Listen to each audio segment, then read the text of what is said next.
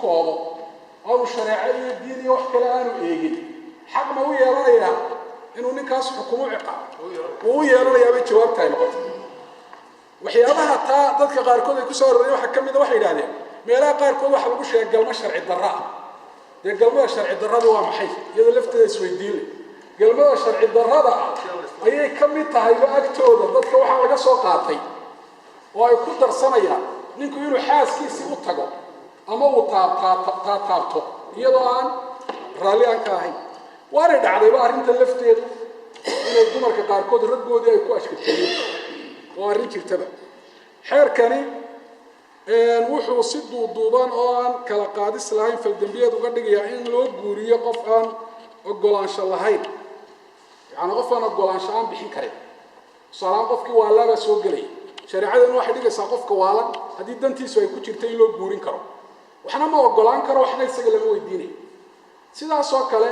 inanta yar wali aan guuriyo waxa iyadu aan fahmahayn waa loo guurin karaa la guurigaliyo waa mas'ala kale iyadu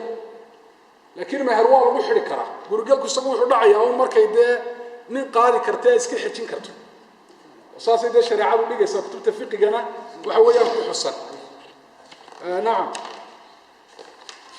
xeerkani wuxuu yidhi waxaa caruur looga jeedaa qofka daadiisu ka yartahay 18 jir meelo badanna markuu ciqaabka ka warramayay wuxuu sheegay nambarka 15 ama daada 15 dadka qaarkood waxay leeyihiin lama laha 18 jirka ayaa qaangaar ah waxay isweydiin lahaa haddaan maxaa laga sheegay xeerka haddaan 18 jirka xukumaan ku xidhnayn وحكمه كحراني قدام كذي وقف كي لا عقابة إن عقاب كي لا خفيفية كي لا باطية حامل بركامش الله وشجع عبود الله صار وقع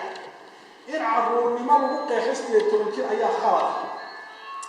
والشريعة الواحد اللي سقط مرة أقول شيء تونجار شيء توصل الله ده يحتيل سيارة رمضان إنه عبود ما يكبح أقول أقام عبود ما يكبح عبود ما يكبح المسؤولية بصار نفسي كسارتي واحد عدنا